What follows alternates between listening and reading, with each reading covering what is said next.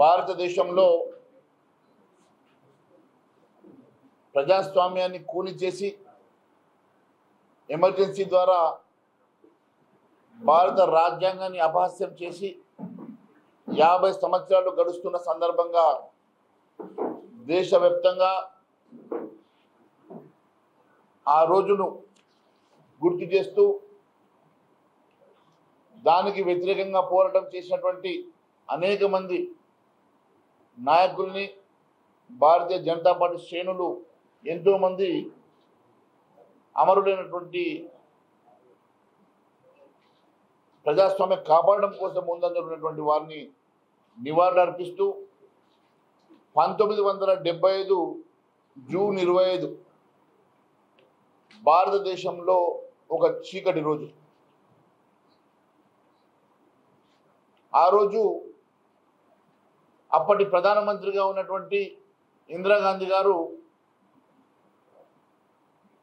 తన పదవిని కాపాడుకోవడం కోసం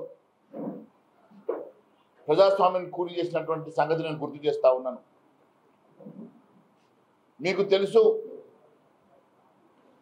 ఆ రోజు ఒక నియంతల గతంలో ఈ దేశాన్ని పాలించినటువంటి మొఘల్ రాజులు బ్రిటిష్ పాలకుల్ని మించినటువంటి నియంతగా ఇందిరాగాంధీ ఆ రోజు బిహేవ్ చేసినటువంటి సంగతి మీకు తెలుసు. డాక్టర్ బాబాసాహెబ్ అంబేద్కర్ గారు రచించినటువంటి రాజ్యాంగాన్ని అపహాస్యం చేస్తూ 1975లో కనీసం మాట్లాడే హక్కు కూడా లేకుండా రాజ్యాంగం కల్పించినటువంటి అనేకమైనటువంటి హక్కులను కాలరాస్తూ ఈ దేశంలో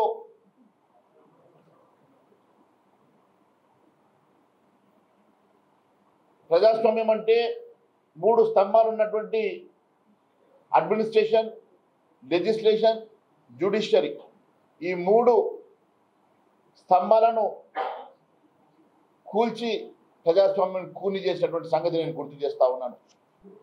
ఆ రోజు ఇదే ఎమర్జెన్సీలో గౌరవ వాజ్పేయి గారు, అద్వానీ గారు, అనేకమైనటువంటి మన భారతీయ జనతా పార్టీ నాయకులు కూడా జైలు పాలయ్యారు. మొన్ననే రాజ్నాథ్ సింగ్ గారు చెప్పారు, రాజ్నాథ్ సింగ్ గారు ఆ రోజు జైల్లో ఉంటే తన తల్లిదండ్రులు చనిపోతే కనీసం చివరి చూపులకు కూడా పంపకుండా నిరంకుశంగా వారిని జైల్లో ఉంచారన్న సంగతి కూడా మీకు తెలియజేస్తా ఉన్నాను. అలాంటి చీకటి రోజులు, ఎందుకంటే వాస్తవంగా కాంగ్రెస్ మనస్తత్వం కానీ కాంగ్రెస్ పాలనకు అదే దిక్కు ఈ రోజు కూడా అదే రకమైనటువంటి పాలన జరుగుతూ ఉన్నది. కాంగ్రెస్ పార్టీ ఏ రోజు కూడా ప్రజాస్వామ్యాన్ని కాపాడుకునే ప్రయత్నం చేయలేదు, గౌరవించేటువంటి ప్రయత్నం చేయలేదన్న సంగతి నేను తెలియజేస్తా ఉన్నాను. నేటికి కూడా కాంగ్రెస్ పాలిత ప్రాంతాల్లో ఇదే రకమైనటువంటి ప్రజాస్వామ్యాన్ని వారు కొనసాగిస్తూ ఉన్నారు. ఎందుకంటే ఎప్పుడైనా వారి నాయకత్వంలో ప్రజాస్వామ్యానికి విలువ ఉండదు, ప్రజాస్వామ్యాన్ని గౌరవించరు. ఈరోజు ఈ రాష్ట్రంలో ఏ రాష్ట్రంలో అయినా వారు పాలించేటువంటి రాష్ట్రాల్లో సామంతులు మాత్రమే పాలిస్తారు. వారు కేవలం ఢిల్లీకి మాత్రమే గులాములుగా పనిచేస్తారు. ఢిల్లీలో పోయి రోజులు తరబడ్డా నెరిబడ్డా కనీసం అపాయింట్మెంట్ దొరకకున్నా వాళ్ళు తెలంగాణ ఆత్మాభిమానాన్ని, ఆత్మ గౌరవాన్ని ఢిల్లీలో తాకట్టు పెట్టి రోజులు అపాయింట్మెంట్ల కోసం వేచి చూసినా కూడా అపాయింట్మెంట్ దొరకకున్నా వాళ్ళు సామంతులుగా ఇక్కడ బతకాల్సింది. అది వాళ్ళ ప్రజాస్వామ్య పద్ధతి అని చెప్పి నేను తెలియజేస్తా ఉన్నాను. ఇప్పటి వరకు 46 సార్లు ఢిల్లీకి పోయి రాహుల్ గాంధీ అపాయింట్మెంట్ కోసం రోజులు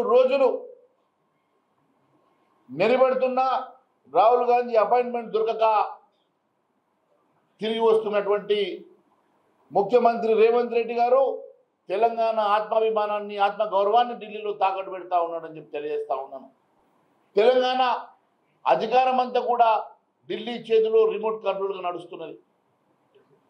ఈయనది పదవి తుమ్ముతే ఊసిపోయే ముక్కులాగా ఏ క్షణం ఏ అబద్ధం వస్తుందో అన్నట్టుగా ఉన్నన్ని రోజులు దొరికింది దొరికిన కాడికి, దోసింది దోసిన కాడికి అన్నట్టుగా ముఖ్యమంత్రి మంత్రుల పనితీరున్నది తప్ప ఈ రాష్ట్ర ప్రజల కోసం ఇచ్చిన హామీల గురించి, ఇచ్చిన 6 గ్యారెంటీల గురించి ఆలోచించేటువంటి విధి విధానమే ఈ రాష్ట్రంలో కరువైందన్న సంగతి నేను తెలియజేస్తా ఉన్నాను.